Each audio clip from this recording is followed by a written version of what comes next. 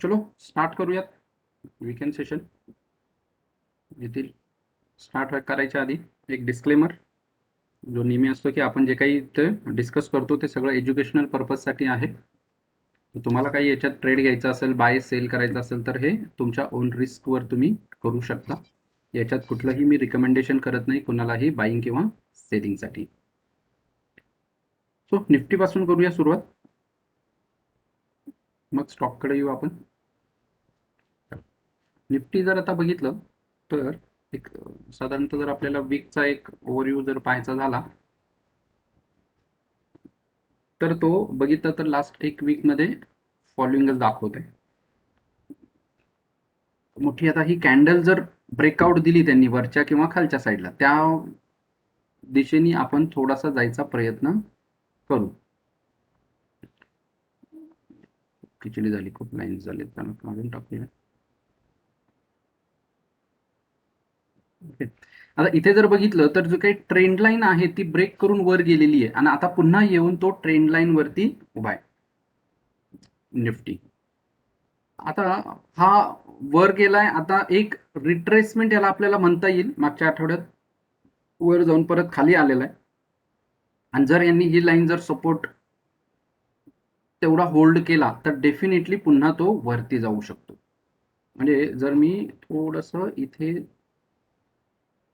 जर डेच्या चार्टवर जर आलो तर इथे आपल्याला थोडस जर तुम्ही बघितलं तर डाव थेरीनुसार हा आता अप अँड डाऊन चालू आहे.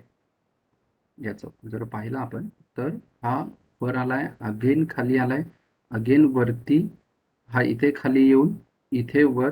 बघा, या पद्धतीने याची मुवमेंट जी आहे ती स्टार्ट आहे. आता याच्यात डाव थेरीनुसार काय झालंय की जर आपण लोअर हाय बघितलं किंवा लोअर हाय जर पाहिलं तर त्यांनी इथे पर्यंत आलेला आहे. इथून आता बघितलं तर हा आता इथं ब्रेक केलाय. बघा मी काय सांगतोय, जर लोअर हाय बघितला तर हा हायर हाय झाला, त्याचा हा लोअर हाय, त्याचा हा लोअर हाय, म्हणजे इथं ब्रेक केलेला नाहीये. हा जर साधारणतः बघितलं तर फेब्रुवारी पासूनचा आहे. फेब्रुवारी पासून जर आपण पाहिलं तर तो खाली आलाय लोअर हाय आणि अगेन आता लोअर लो बनवून तो वर आलाय. आणि वर जेव्हा जर त्याला खाली जायचं असतं तर त्यांनी हा जो हाय होता तो ब्रेक केला नसता, तर इथूनच लोअर हाय बनवून परत खाली आला असता. पण त्यांनी तसं नाही केलं. आता बघा काय केलं त्यांनी, इथे लोअर लो बनवला, वरती जाऊन जो हायर हाय लोअर हाय आहे तो ब्रेक करून वर निघालाय. हा लोअर हाय जो आहे तो ब्रेक करून वर निघालाय आणि वर जाऊन आता परत खाली आलाय. तर त्यांनी काय केलं, इथं हायर लो बनवलाय. हा लोअर हाय झाला, लोअर लो झाला आणि हा हायर लो झाला. आणि अगेन आता वरती काय आलं, येऊन त्यांनी परत हायर लो बनवलाय इथे. म्हणजे हे इंडिकेशन आहे कुठे ना कुठे आता तो काय करतोय, ट्रेंड चेंज करतोय. मग आता नेक्स्ट वीक मध्ये जर आपल्याला हा जो काही लो आता बनवलेला आहे 14,600 14,500, हा जर ब्रेक केला त्यांनी तर नेक्स्ट जो काही सपोर्ट आपल्याला मिळतोय तो खाली मिळतोय. याला जर खाली घेतलं, हा आपण एक साधारणतः बघितलं तर 14,425च्या आसपास आपल्याला एक सपोर्ट मिळतोय. जर 14,425 जर ब्रेक झाला तर 14,200, आणि तो जर ब्रेक झाला तर 14,000 ते 13,000 ह्या मिळतील आपल्याला खाली. जर 14,600 ब्रेक नाही झाला नेक्स्ट वीक मध्ये म्हणतोय मी, 14,600 आणि 14,400 हे दोन इम्पॉर्टंट लेवल्स आहेत. हे जर ब्रेक नाही झाले, सपोर्ट घेऊन जर हा वर निघाला तर मग मात्र डेफिनेटली हा आता वरची लेवल पकडेल. मग हायर हाय जो बनवलेला आहे इथे आपला 14,960च्या आसपास, तो ब्रेक करून जर वर गेला तर तो पहिला बनवल 15,200च्या आसपासचा एक हाय आणि तिथून थोडा रिट्रेसमेंट देईल. तो दिला तर 15,050 ते 15,125च्या आसपास एक खाली येईल. तिथून अगेन जर वर गेला तर 15,400 जो लाईफ टाइम हाय आहे. तर या पद्धतीने त्याची मुवमेंट असेल. आता या जर आपण वीक मध्ये जर पाहिलं तर बघा, एका जाग्यावरती मार्केट आता सध्या कन्सोलिडेट होतोय. तर हे जर मी तुम्हाला इकडे जरा दाखवलं बघा, हा जो काय आहे इथे आपल्याला कन्सोलिडेशन फेज मिळतोय बराच मोठा, राईट. जर त्याची मी एक लाईन जर ड्रॉ केली, एक अप्पर लाईन्स पकडून, एक साधारणतः ही सुद्धा लाईन जर मी घेतली तरी सुद्धा या एका रेंज मध्ये, हा इथं जर तो गॅप आहे तो मी घेतो 14,300 ते 14,000 जरी मी खाली घेतलं तरी सुद्धा तो 14,200च्या आसपास येतो, राईट. याच फेज मध्ये आता तो फिरतोय. जर आता त्याला ब्रेक करायचा आहे तर डेफिनेटली ही लेवल ब्रेक केली पाहिजे, आणि त्यातल्या त्यात जर मी आता एक इथे वरती जर मी आलो थोडासा, ही इथे लेवल, हा इथे एक ब्रेकआउट देऊन लगेच बघा, इथे बघा, इथे जर बघितलं तर त्यांनी काय केलं, इथं ब्रेकआउट दिलाय, रिट्रेसमेंट दिली आणि वर आलाय, वरती रेजिस्टन्स घेऊन खाली आलाय, इथं 2 डबल बॉटम करून परत वर गेलाय आणि अगेन आता रिट्रेसमेंट साठी खाली आलेला आहे. तर नेक्स्ट पुन्हा जर तो 400च्या आसपास सपोर्ट घेऊन वर जाईल आणि अगेन या लेवल पर्यंत येईल तो, किंवा इथूनच जर तो वर निघाला तर मग मात्र चांगल्या पद्धतीने तो परत वरती जाण्याची जास्त शक्यता आहे. आता ह्या नेक्स्ट वीक आता इथून पुढून हा जो काही कन्सोलिडेशन फेज आहे तो ब्रेक झाला पाहिजे, आयदर वरच्या साईडला किंवा खालच्या साईडला, त्यानंतरच मार्केटमध्ये चांगल्या मुवमेंट्स मिळतील. अन्यथा तोपर्यंत तुम्ही छोट्या छोट्या टार्गेटसाठी जर प्ले केलात इंट्राडे मध्ये तर मात्र तुम्हाला चांगल्या प्रकारे तिथे प्रॉफिट मिळू शकतं. पण जर तेच जर तुम्ही जास्त टार्गेटसाठी जर थांबलात तर मग मात्र एक रिव्हर्स मुवमेंट देण्याच्या जास्त जास्त चान्सेस आहेत. या वीकमध्ये पण आपण ते बघितलेलं आहे. जास्त जर बघितलं तर त्यांनी रोजचं बघा अजिबात मुवमेंट्स जास्त दिलेले नाहीयेत. ह्या जर आपण पाहिलं बघा, हा 1 दिवस, हा 2 दिवस, हा 3 दिवस, हा फक्त डेचं जर तुम्ही पाहिलं तर त्याच्यामध्ये आपल्याला मुवमेंट्स जास्त मिळालेले नाहीयेत. आणि लास्ट एक वीक मध्ये जर आपण पाहिलं बघा, 1 2 3 4 या 4 दिवसात हाय किती आहे 14,900, लो किती आहे 14,600. म्हणजे एक अख्खा आठवडा त्यांनी फक्त 300 पॉईंट मध्ये मार्केटनी काढलेलं आहे, म्हणजे 2% लेवलमध्येच. तर आता ही जी लेवल आहे त्यांनी ती डेफिनेटली काय केली पाहिजे, ब्रेक केली पाहिजे, आणि ती ब्रेक केली तर डेफिनेटली आपल्याला चांगले मुवमेंट्स नेक्स्ट वीक मध्ये बघायला मिळतील. आता गंमत आहे इथे एक, ती म्हणजे काय, जर आपण निफ्टी जर पाहिलं तर त्यांनी आपल्याला एक पॉझिटिव्ह मूड मध्ये क्लोज केलेला आहे या वीक मध्ये, आणि तेच जर बँक निफ्टी बघितलं तर तो निगेटिव्ह मूड मध्ये 32,000 इम्पॉर्टंट लेवल आणि 32,150च्या आसपास 60च्या आसपास त्यांनी दिलेलं आहे क्लोजिंग. आता असं आहे बँक निफ्टीचं की इम्पॉर्टंट सायकोलॉजिकल लेवल आहे, त्यामुळे जर 0.5% जरी बँक निफ्टी डाऊन ओपन झाला सोमवारी तरी तो 31,000च्या खाली जर ओपन झाला तर आपल्याला माहिती सायकोलॉजिकल लेवल ज्या आहेत त्या जर त्यांनी गॅपअप किंवा गॅपडाऊन मध्ये ओपन झाले तर तो सस्टेन होतो. सुरुवातीचा काही काळ जर टिकला तर डेफिनेटली तो सस्टेन होईल, आणि मग तिथून मात्र आपल्याला परत एक चांगला मोठा फॉल बघायला मिळू शकतो 31,000च्या लेवल पर्यंत पुढच्या वीक मध्ये. मग 31,000 ते 30,500 किंवा 30,000 लेवल पर्यंत आपण खाली जाऊ. 32,000 लेवल जर ब्रेक झाली तर, खूप दिवस झाल्या 32,000 लेवल तो होल्ड करतोय, सस्टेन करतोय. त्यानंतर त्यांनी बऱ्याचदा प्रयत्न केला पण नाही झाला. आता मात्र जर ब्रेक झाला तर 30,000 लेवल पर्यंत आपण मॅक्स, जर फारच हे झालं तर मग मात्र डेफिनेटली आपण 29,600 ते 28,000 या लेवल पण बघू शकतो. कारण इथं जो काही कन्सोलिडेशन फेज आहे ना तो फार आहे, आणि एकदा कन्सोलिडेशन फेज जेव्हा ब्रेक होतो ना त्यावेळेस एक शार्प आणि चांगली मुवमेंट मार्केटमध्ये येते. आता सध्या त्याच फेजमध्ये आहे मार्केट, आणि त्यानंतर जर दिलं त्यांनी तर डेफिनेटली आपल्याला त्या मुवमेंट्स बघायला याच्यामध्ये मिळतील. तर त्या अनुषंगाने जर तुम्ही बघितलं तर रिलायन्स जर आपण बघितलं आता रिलायन्स सुद्धा जर पाहिलं आपण, तर इथे जर आपण पाहिलं तर त्यांनी डबल बॉटम केलेला आहे आणि एक हेड अँड शोल्डर पॅटर्न सुद्धा इथं तयार झालेला आहे. हा जर मी हेड अँड शोल्डर काढायचा झाला तर हा एक हेड अँड शोल्डर पॅटर्न मला इथे मिळतोय आणि त्याचा जर आता मला ब्रेकआउट जर मिळाला, ही ब्रेकआउटची लेवल आहे खालच्या साईडला, म्हणजेच काय, तर आता ही लेवल आहे 1895 ते 1890.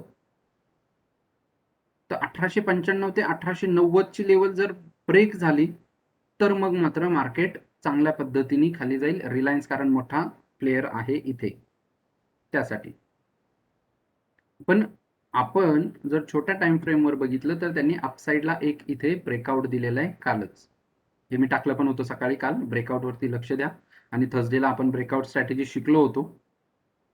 आणि त्यानंतर आता आपण बघितलं तर चांगलं इथं ब्रेकआउट दिलं त्यांनी साधारणतः 1924-25 ला 1940 पर्यंत तो जाऊन आला. राईट, 15 ते 20 पॉईंट आपल्याला सहज इंट्राडे मध्येच मिळालेले आहेत. जर आता ह्यांनी सस्टेन केला सोमवारी तर मग मात्र तो डेफिनेटली अजून वरती जाऊ शकेल आणि खाली जर ब्रेक झाला तर मग मात्र खाली येईल. आणि जर HDFC बघितला आपण,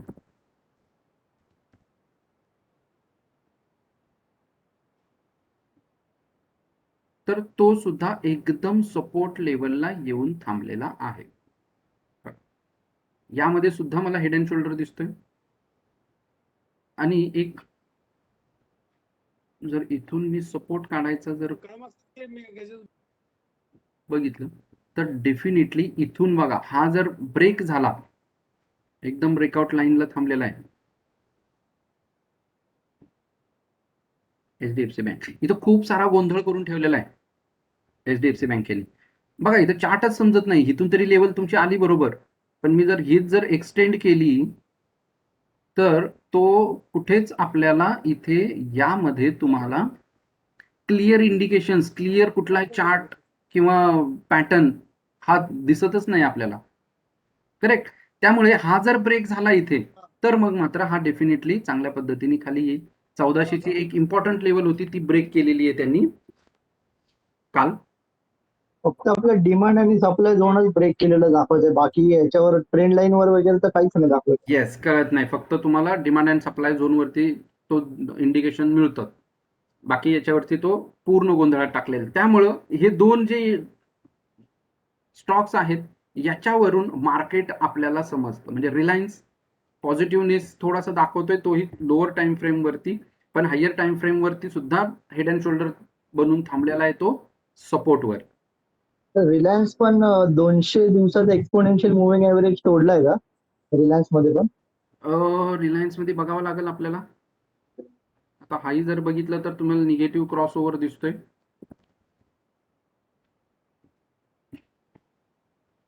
रिलायन्स इंडस्ट्रीनी पण तोडलेला आहे. फारच डिस्टन्स त्यांचा वाढलेला आहे बघितलं तर.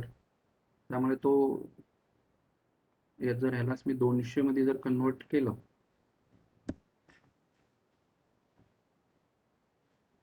तर तो सुद्धा तोडलेला आहे. इथे 200चा जर तुम्ही बघितला तर तो पण तोडून खाली आलेला आहे. हा तर फारच लांब आहे ऍक्च्युली. 200चा जर बघितला तर तो फार निगेटिव्हला आहे 2050च्या आसपास.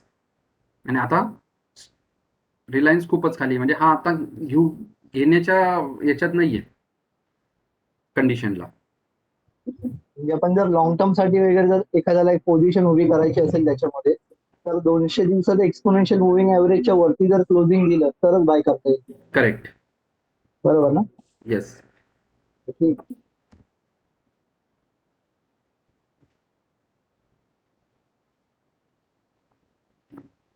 येस. तर यामुळे या वीक मध्ये आपल्याला आणि शिवाय आता थर्ड वीक आणि फोर्थ वीक दोन आहेत, एक्सपायरीच्या आहेत डेरिव्हेटिव्ह साठी.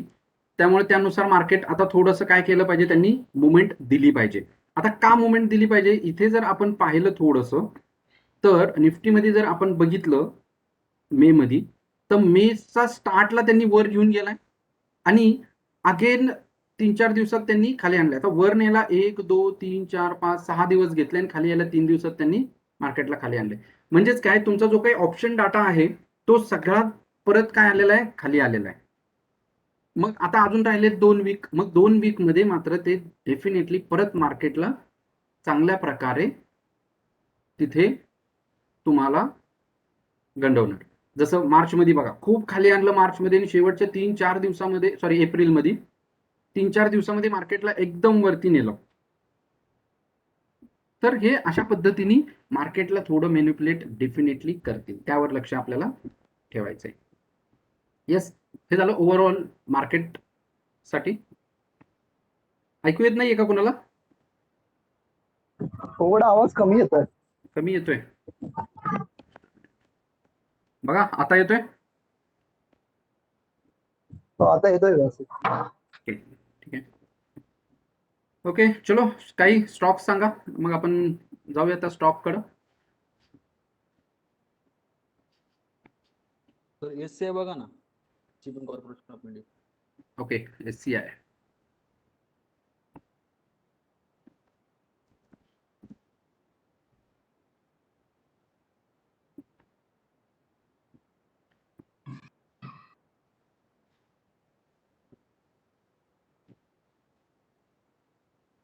आता SCI जर बघितलं ना आपण, त्यांनी इथे ब्रेकआउट दिलाय पहिला, राईट. हा एक जर बघितलं तुम्ही तर हा फ्लॅग पॅटर्न इथं तयार झालाय आणि त्यांनी तुम्हाला सरळ ब्रेकआउट दिलाय. आता ब्रेकआउट देऊन वर येऊन अगेन त्यांनी खाली आलेला आहे तो, राईट. इथं एकदम क्लिअर तुम्हाला दिसणारा पॅटर्न आहे. आता सध्या हा वर आलेला आहे ब्रेकआउट देऊन, इथून तो रिट्रेसमेंट डेफिनेटली देईल. रिट्रेसमेंट मध्ये एक लक्षात ठेवा की जिथून तो वर गेलाय तिथून जर वर गेला तर त्याच्या ऑलमोस्ट 60% किंवा 40% रिट्रेसमेंट कन्सिडर करा आणि तिथून तो वरती जाईल. तर आता जर बघितलं आपण तर साधारणतः तुम्हाला त्यांनी जे काही ब्रेकआउट दिलेला आहे तो जर आपण पाहिला तर 106 पासून ते 125 पर्यंत आलेला आहे तो, ऑलमोस्ट 20 पॉईंट. तर इथून जर तो 110 112 ला जर आता आलेला आहे, अगेन जर जायला लागला तो 112 113 फार तर 115 115 ला तर तो सस्टेन व्हायला लागला तर तुम्ही इथं बाय करू शकता त्याला. मग मात्र अगेन तो वरती मुवमेंट देईल. या ठिकाणी फक्त 113 114 वरती तो थोडासा टिकू द्या, मग तुम्ही त्याला बाय करू शकता. अदरवाईज जर कुणाला यामध्ये जास्त कन्फर्मेशन साठी जर थांबायचं झालं तर या लाईन साठी थांबा. ही जी लाईन तुमची ब्रेकआउट होईल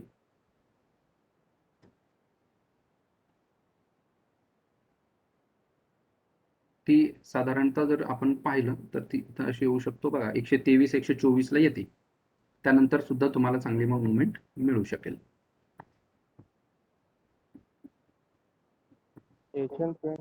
भेल, ओके.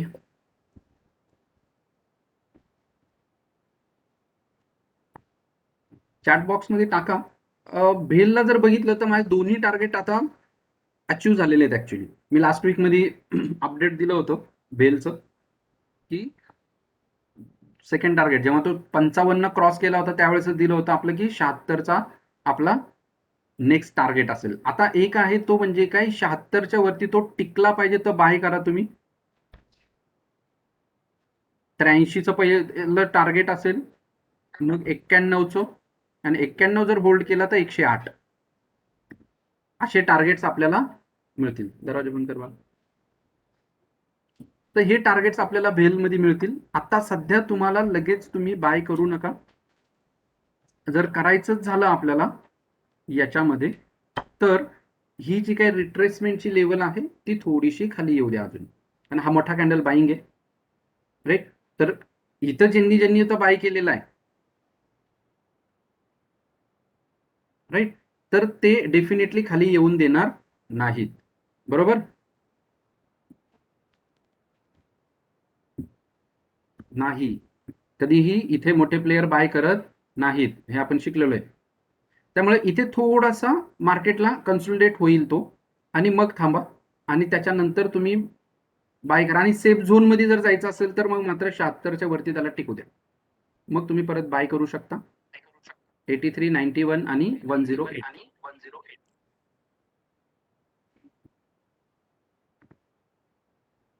तर असेल तर काय काढायचं का ठेवायचं वेट करायचं?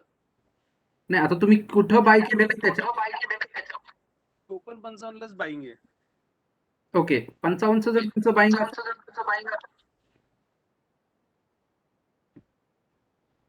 कारण आता जर तुम्ही बघितलं 55च्या वरून 80 म्हणजे जवळपास इथे 40% तर इथं डेफिनेटली तुम्हाला जर 80च्या आसपास तुम्ही जर होतात तर 40%चं त्यांनी तुम्हाला गेन दिलेलं. तर आत्ताही तुम्ही जर बघितलं तर 55 ते 67 15 म्हणजे 30% तुम्हाला इथं रिटर्न्स मिळतात, साधारणतः 25% पण एक आहे तो जर 65च्या खाली गेला तर मग मात्र तुम्हाला थोडंसं सावध राहावं लागेल. प्रिव्हियस जर मी सपोर्ट मला कुठे मिळतोय तो मी सांगतो तुम्हाला.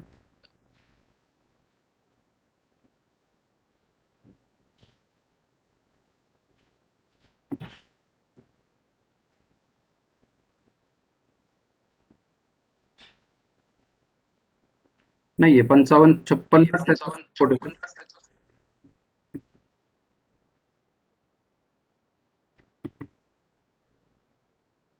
त्याच्या आधी कुठेही त्याला सपोर्ट तर आता नाहीये कुठे. मग हा फक्त इथल्या रिट्रेसमेंट समजून जर थोडासा खाली येऊन मग वर निघाला तरच तुम्हाला तो चान्स देईल अगेन. जास्त खाली 55-56चाच तुमचा तो बाईंग प्राइसलाच स्टॉप लॉस आता सध्या तरी आहे. Support in the sense stop loss म्हणण्यापेक्षा सपोर्ट म्हणेन मी.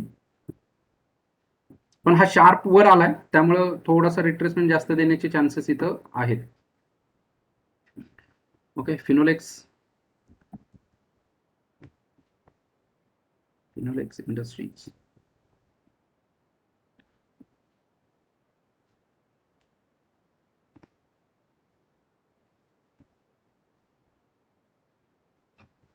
फिनोलेक्स बघितलं तर आता लाईफ टाईम हाय क्रॉस केलेला आहे त्यांनी.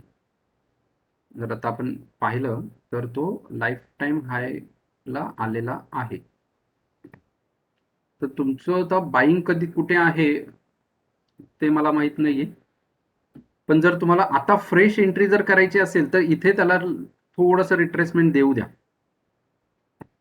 कारण लॉंग टर्म म्हणताय त्यामुळे मी म्हणतोय लॉंग टर्म म्हणजे मी वर्षा पकडतोय 1 वर्षापेक्षा जास्त काळ. तर त्यांनी इथे बरोबर.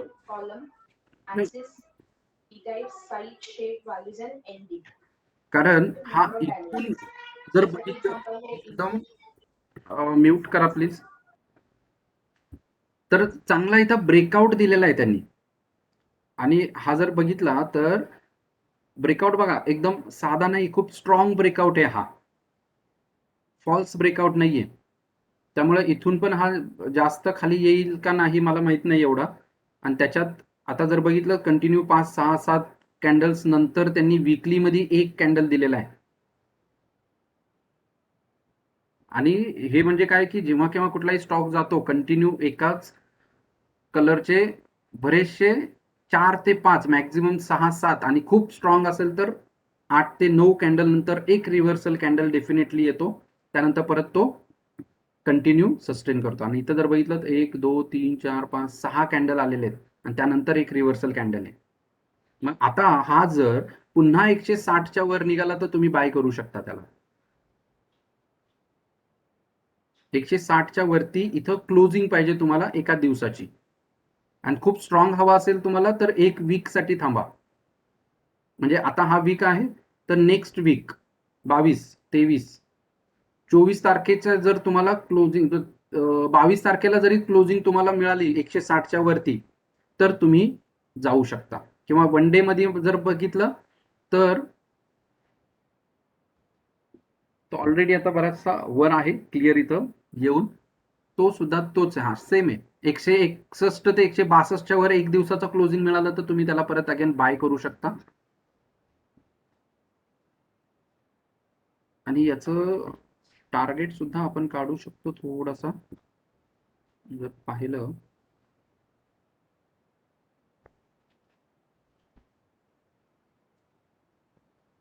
तर ते एक 80 पॉईंटचं त्याचं टार्गेट येतं. पण आता जर पाहिलं तुम्ही तर त्याचं 140ला त्यांनी ब्रेकआउट दिलेला आहे. मग 140चा ब्रेकआउट जर पकडलात तुम्ही 80 म्हणल्यावर तुमचं साधारणतः होणार 220, राईट? 220च होतात ना, 140 120 करेक्ट.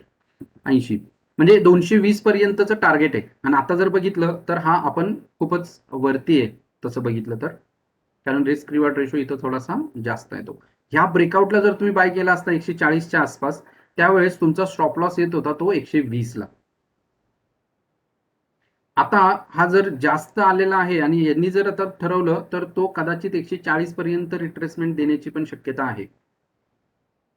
सर हम्म. आता तुम्ही जे टार्गेट कॅल्क्युलेट केलं ते कसं काय केलं? आता बघा काय होतं, जो ब्रेकआउट लाईन आहे तुमची तो आणि त्याचा डीप कुठं आहे, हा इथं जर बघितलं तर हा डीप आहे, राईट? तो किती खालून वर आलेला आहे. ती साधारणतः एक ऑन एन ऍव्हरेज डीप जर बघितलं तर तेवढी रिट्रेसमेंट, तेवढं मुवमेंट त्यांनी वरती दिलं पाहिजे.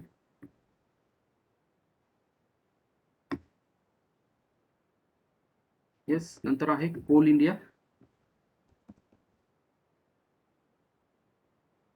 बरेचसे स्टॉक आलेले आहेत. बापरे, एवढे सगळे कव्हर तो होणार नाही. म्हणजे फंडामेंटल्स पण चांगले आहेत फिनोलेक्सचे.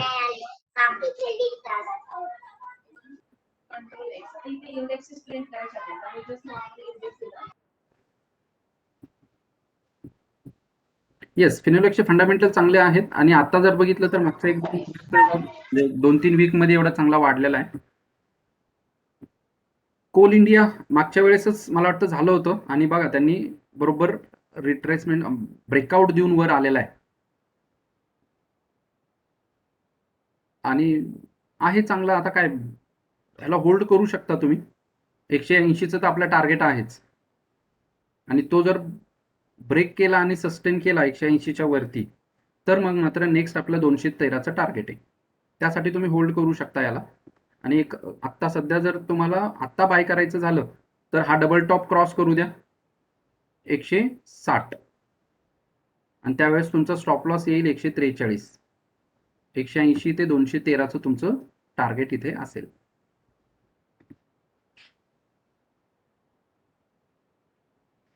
Then tata power. स्टॉक खूप झालेले आहेत, फक्त जेवढे होतील त्या फ्लो मध्येच मी घेणार आहे. त्यामुळे जर काही स्टॉक नाही झाले तर कोणी वाईट वाटून घेऊ नका की अरे माझा स्टॉक कन्सिडर नाही केला, राईट? तर मी जस्ट ते सगळे सेव्ह करून घेईन आणि नंतर मग मी मात्र त्यांच्या स्टडीजसाठी बघतो. जर जास्त से असेल तर मी डेफिनेटली पाठवून देईन.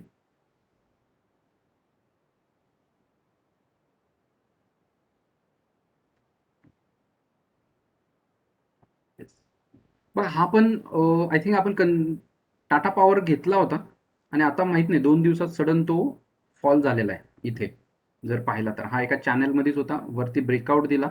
बघा त्यांनी मोठा ब्रेकआउट दिला, त्यानंतर त्यांनी तो खाली आलेला आहे, राईट? तर आता याला पुन्हा येऊ द्या वरती, कारण या 2 कॅन्डल्स 3 कॅन्डल ज्या आहेत याच्यामध्ये तुमचा सगळा पॅटर्न त्यांनी डिस्ट्रॉय केला इथे. बघा त्यामुळे याला थोडासा अजून खेळू द्या आयदर आणि एक चांगल्या पद्धतीने त्याला बेस बनवू द्या. नंतर तुम्ही ऍड करू शकता. येस, कोणतं काय बोलत होतं का?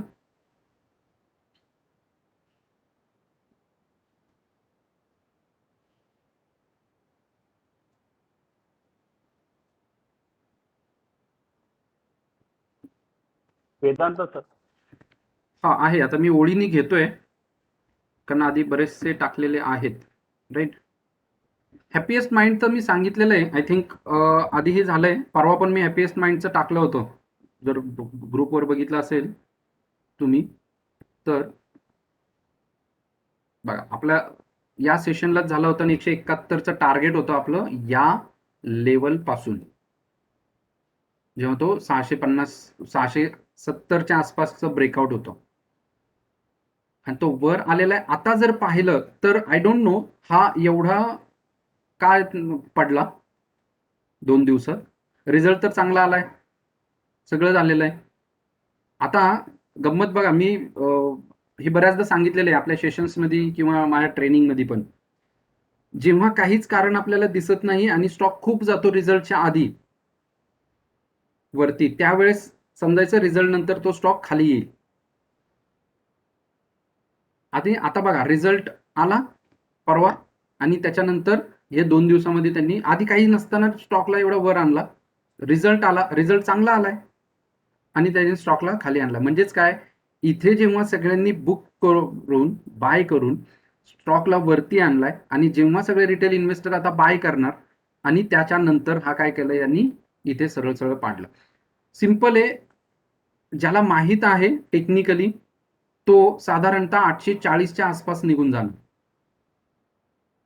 नाही तर दुसरा 800च्या आसपास इथूच निघालेला आहे माणूस. ज्यांना माहिती आहे टेक्निकली त्यांना माहिती आहे, राईट. इथं पॅटर्नच तयार तसे झालेले आहेत, स्ट्रॉंग पॅटर्न तयार झालेला आहे इंडिकेशन देऊन, राईट. बेरिश एंगल्फ इथं तयार झालेला आहे. असा जेव्हा डेली चार्टवरती बेरिश एंगल्फ आहे तर मग मात्र डेफिनेटली इथे काय होतो, तो निघतो. म्हणून निघायलाच पाहिजे होतो. ज्यांनी इथं जर जेव्हा बाय केलं होतं 600ला वगैरे, त्यावेळेस त्यांनी बेरिश एंगल्फ झाला त्याच वेळेस इथून एक्झिट व्हायला पाहिजे होतं. आता जर बाय करायचं झालं कुणाला तर काय लेवल्स, 768 ते 767 ची लेवल जर त्यांनी क्रॉस केली तर तुम्ही इथं बाय करू शकता.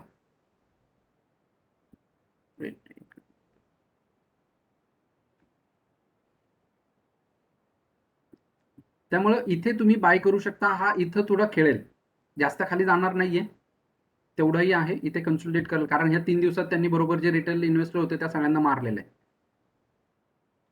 त्यामुळे आता तो इथं प्ले करणार थोडासा आणि जर तो 750च्या वर जरी गेला, जे रिस्की आहेत ते करू शकतात 700चा स्टॉप लॉस ठेवून.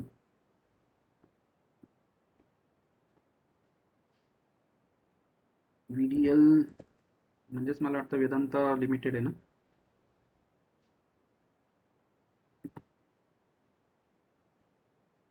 वेदांत सरळ सरळ चाललाय तो वरती. डीपला त्याला बाय करता येईल. आता जर पाहिलं तर तो या लेवलला थोडासा कन्सोलिडेट केला पाहिजे.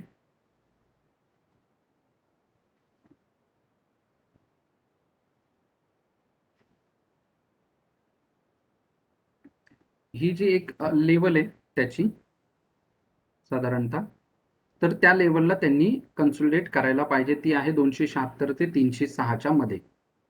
बघा, आधी ही जर आपण बघितलं तर या लेवलमध्ये त्यांनी बराचसा वेळ खेळलेला आहे. आधी सपोर्ट घेतलेला आहे त्यांनी 376-77च्या आसपासच. त्याच्या आधीच रेजिस्टन्स होता, तो ब्रेक झाला आणि जेव्हा ब्रेक होऊन खाली आला त्यावेळेस तिथं सपोर्ट घेतलाय. नेक्स्ट टाइम परत सपोर्ट घेतलाय, मग ब्रेक करून वर आलाय. मग डेफिनेटली आता वर जाताना त्यांनी इथे काय केलं पाहिजे, रेजिस्टन्स त्याला इथं आलाच पाहिजे. त्यामुळे या भागात तो खेळू शकेल जास्त वेळ आणि त्यानंतर एकदा का 300च्या वर गेला, सायकोलॉजिकल लेवल आहे वेदांतासाठी 300ची, 300 ते 325. कारण जेव्हा याला डिलिस्टिंग करायचं होतं त्यावेळेस LICने याचं व्हॅल्युएशन 325 काढलं होतं. जर डिलिस्टिंगच्या आसपास कुणी याला ट्रॅक केलेला असेल, ज्यावेळेस तो 70, 80, 90 ला आला होता स्टॉक, तेव्हा जीनियस वर पण सांगतात कंटिन्यू लिस्टिंगची ऑफर एक्सेप्ट करू नका. हा माझ्याकडे पण होल्डिंग आहे याचं वेदांताचं. येस असेल तर ठेवा. 300च्या वर गेला तर चांगला जाईल. आता LIC सारखी एवढी मोठी कंपनी जर त्याची व्हॅल्युएशन 325 करतं, त्यावेळेस त्याची ऍक्च्युअल करंट मार्केट प्राइस होती 80 ते 90 रुपये. तर मग काहीतरी त्यांनी विचार केला असेल, एवढे करोडो रुपये टाकतात म्हटल्यावर. आणि आज जर बघितलं तर ती 325च्या आसपास जायला आलेली आहे. आणि आता जर बघितलं तर एक शार्प मूव याच्यामध्ये कुठे नाहीये, तो एक एक डीप देत देत चाललेला आहे, राईट. आता सुद्धा डीप जो आहे तो 209चा आहे, म्हणजे खूप लांब आहे. इथून जर बघितलं आपण, आता जर बघितलं तर 295ला तर हाय मारलेला आहे. तिथून त्याला जर बघितलं आपण तर हा 200 ते 293 याचा जर आपण 40% काढला तर साधारणतः तो जर खाली यायचंच झालं त्याला तरी 30 ते 40 पॉईंट बघा, 30 पॉईंट जरी मी 95 पासून पकडलं तरी 65ला येतं, आता 76ला आलाय. एक साधारणतः पाहिला तर 2 दिवसात त्यांनी. तर अजून थोडासा तो खाली येईल आणि इथे थोडा कुठे ना कुठे काय करेल, तुम्हाला रिट्रेसमेंट देईल 60-65च्या आसपास येऊन, मग अगेन तो एक वरती जर गेला तर डाऊ थेअरीनुसार डेफिनेटली तो अजूनही वरती जाईल. हो 266 चा त्याचा सपोर्ट होता सर, आणि येस, मग परत तो वरती गेला. करेक्ट. एशियन पेंट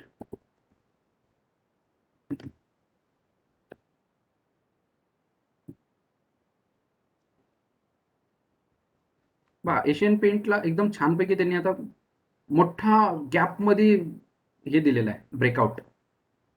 हा मागचा पूर्ण 15-20 दिवस मी त्याला ट्रॅक करत होतो, तर बघितला तर तो एकदम मोठ्या ह्याच्यात त्यांनी मोठ्या प्रमाणात इथे ब्रेकआउट दिलाय, एकदम सिंपल थेअरीमध्ये, राईट. त्यामुळे आता तो वरती आहे. 2829चं त्याला सप्लाय झोन आहे, हा स्ट्रॉंग सप्लाय झोन आहे, लक्षात ठेवा.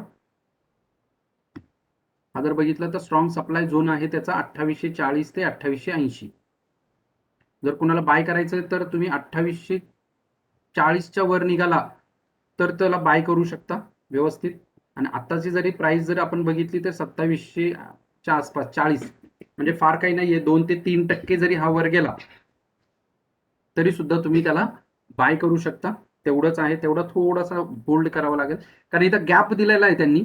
तर हा डेफिनेटली एक कदाचित प्रयत्न करू शकतो गॅप फिल करायचा. छोटा गॅप आहे, जास्त मोठा नाहीये तसा, त्यामुळे असा जास्त धोका नाहीये, राईट. फक्त इथं सस्टेन जर झाला 2-4 दिवस, हा वीक तो याचमध्ये रेंजमध्ये काढेल, 2700 ते 2800च्या 100 पॉईंटच्या रेंजमध्ये हा वीक काढेल.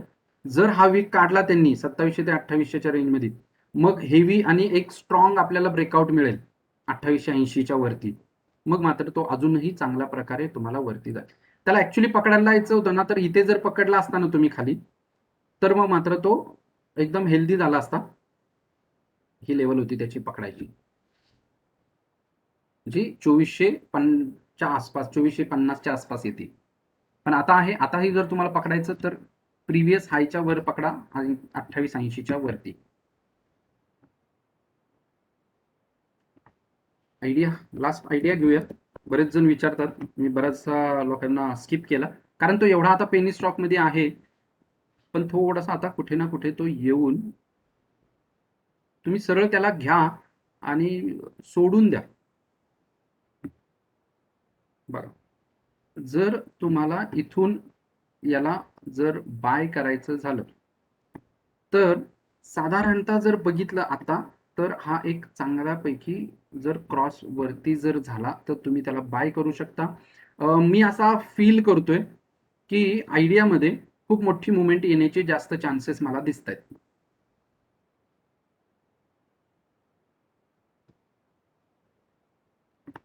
खूप मोठे चान्सेस मला दिसत आहेत. कारण का दिसत आहेत? कारण इथे खूप सारं बाईंग आता मार्केटमध्ये आहे आयडियामध्ये. बरं, हा पॅटर्न सुद्धा आपण आधी बघितलेला आहे. हा जर ब्रेक झाला, तुम्हाला 9 रुपयाच्या वरती जर सस्टेन झाला ना, एक साधारणतः 9 रुपये 20 पैशाच्या आसपास येतोय. 9 रुपये 20 पैशाच्या वरती जर सस्टेन झाला तर बाय करा आणि होल्ड करा, एकदम चांगला जाईल. आताही जर वाटलं तरी तुम्ही बाय करून ठेवू शकता. लॉंग टर्म असेल, वर्ष, 2 वर्ष, 3 वर्ष, 5 वर्ष तुम्ही बघणार नसाल तरी तुम्ही याला सस्टेन करू शकता. हे वरचे काही टार्गेट्स आहेत माझे, 17, 21, 27 प्रायमरी फेजमध्ये तरी आले पाहिजे हे एक 6-7 महिन्यामध्ये. मग नंतर बघूया काय होईल त्याच्यात, राईट. ओके, बरेच झाले, 2-3 मिनिटच राहिलेत, व्हिडिओ डिस्कनेक्ट होईल. येस, स्टॉक्स एक 3-4 रिलायन्सचं मी स्टार्टलाच सांगितलेलं आहे. हा, रिलायन्स मी स्टार्टलाच सांगितलेलं आहे. जर तुम्ही उशिरा जर कनेक्ट केलेला असेल तर व्हिडिओ मी अपलोड करेन युट्यूबवर, तुम्ही चेक करू शकता. सिप्ला घ्या, सिप्ला. सिप्ला खूप जणांचा आलेला आहे. एक सिप्ला जस्ट लास्ट घेऊ आणि आपण म्हणजे बाकीच्यांनी काळजी करू नका, मी ते जस्ट स्टडी करतो आणि ग्रुपवर टाकेन.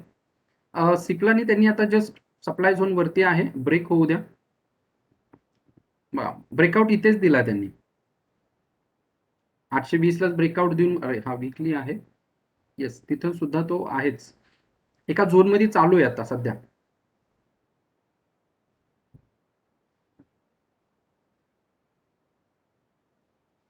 व्हिडिओ डिस्कनेक्ट होईल, त्यानंतर परत कनेक्ट करा. आहे 4-5 स्टॉक तर घेऊन टाकूया आपण. राईट, त्याला वर येऊ द्या, निघू द्या. आता 915च्या वरती तुम्ही बाय करू शकता त्याला, कारण चांगला मोठा रेजिस्टन्स इथं 915च्या इथे. जर मी इथून पण जर मी घेतला तरी तो 915-917च्या वरती त्याला रेजिस्टन्स आहे. हा जर पार्ट त्यांनी ब्रेकआउट दिला तर मग मात्र अजून चांगल्या पद्धतीने तो वरती जाईल. राईट, आणि आधीच जर तुम्ही याच्यावरती ठेवला असेल, कारण माझं जे बाईंग आहे ते 820चं आहे. मी 820चं त्यावेळेस दिलं पण होतं. त्याचा हा ब्रेकआउट इथे आता ऍक्च्युली देऊन रिट्रेसमेंट देऊन पण आता तो एकदम मुवमेंट वर घेतलेला आहे. अगेन छोटा रिट्रेसमेंट द्यायचा प्रयत्न करतोय. तुम्हाला जर बाय करायचं तर 917च्या वरती क्लोजिंग देऊ द्या एखादा दिवस, करू शकता. 930-940 प्रायमरी टार्गेट्स आहेत, त्यानंतर 966. 1200चे साधारणतः टार्गेट मी काढलेला आहे, तर बघूया 1200 आपल्याला पर्यंत मिळू शकतील. रिझल्ट चांगले आले काल त्याचे. येस, त्यासाठीच म्हटलं मी. आणि ऑलमोस्ट 820चा जो काही ब्रेकआउट होता तो काल तर जाऊन पण आला 821ला. नाही, 900च्या वरती गेलेला आहे आता तर. सॉरी 900, काल 921 जाऊन आला तो. तर तो कालचा हाय त्याचा. मागच्या एप्रिलला, तो 6 एप्रिललाच दिलेला आहे ब्रेकआउट साधारणतः. आणि त्याच्या आधी जर तुम्ही बघितलं तर मी ग्रुपवरती सुद्धा टाकलेलं होतं की हे चांगल्या पद्धतीने तो चाललाय म्हणून. कारण इथं बघा, इथं प्रिव्हियसली बराचसा हा रेजिस्टन्स होता आणि तो ब्रेक करून वरती निघाला आणि त्याच्यानंतर तो अजून आता वरतीच चाललेला आहे. राईट, एशियन पेंट झालेला आहे, वेदांत झालेला आहे, रिलायन्स तर मी सांगितलेलं आहे. रिलायन्स जस्ट चेक करा, तुम्हाला मिळेल. इथं काय आहे, पर्यंत होतो, आयडिया पर्यंत आलो होतो, सिप्ला झाला, Reliance, M N M finance मी लास्ट टाइम पण घेतला होता आय थिंक.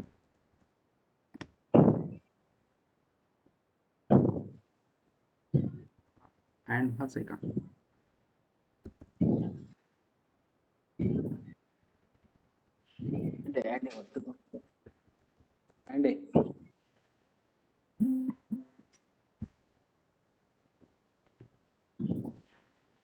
येस, हाच आहे का? होपफुली ट्रेंड मध्ये आता येईल, त्यामुळे आता सध्याला काही करण्यात अर्थ नाही. सपोर्टला आहे, 150च्या सपोर्टला तर आहे, कारण इथे आधीचं रेजिस्टन्स होते आणि आता त्याचे सपोर्ट आहे. हा एक बॉटम 51चा आणि हा एक बॉटम आहे. जर इथून वर निघाला तो 160च्या वर निघाला तर तुम्ही बाय करू शकता. सरळ सरळ एकदम क्लिअर चार्ट आहे याच्यात, फार काय असं कॉम्प्लिकेशन नाहीये. क्लिअरली वर आलाय आणि प्रिव्हियसली सपोर्टच्या जागी आताही सपोर्ट घेतोय. 160च्या वर निघाला तर बाय करू शकता तुम्ही.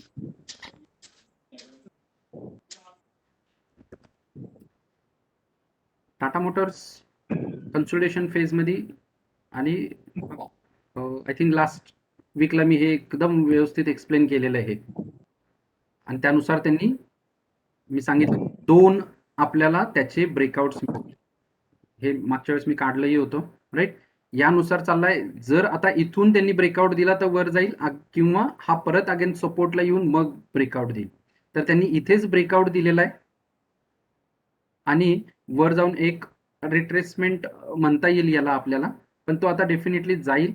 तुमचा आता स्टॉप लॉस जो आहे तो तुम्ही ठेवू शकता 300चा किंवा 290चा. 290 जास्त सेफ राहील याच्यासाठी. चांगली मुवमेंट आहे. 367चं टार्गेट आहे. नेक्स्ट स्पार्क,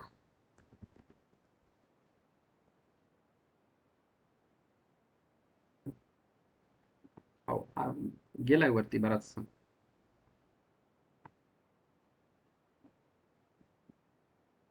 लॉंग टर्म साठी चांगला आहे बघा. हा जर कोणी बाय करणार असेल ना तर एकदम चांगला आहे, कारण हा जर बघितलं तर मल्टी इयर ब्रेकआउट इथून त्यांनी दिलेला आहे. आता सध्या एकदम चांगला स्टॉक आहे हा मल्टी इयर. बघा, हा 2019, 2020 आणि आता हा 2021,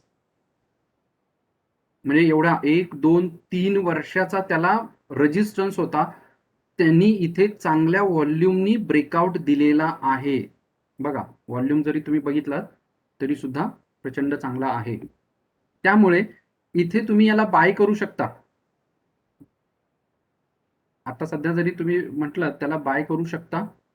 स्टॉप लॉस तुमचा असेल 140, थोडासा जास्त येतोय स्टॉप लॉस, कारण पण तुम्ही जर याला होल्डिंग जर लॉंग टर्म साठी ठेवत असाल तर 140चा तुम्ही स्टॉप लॉस जर लावलात तर 420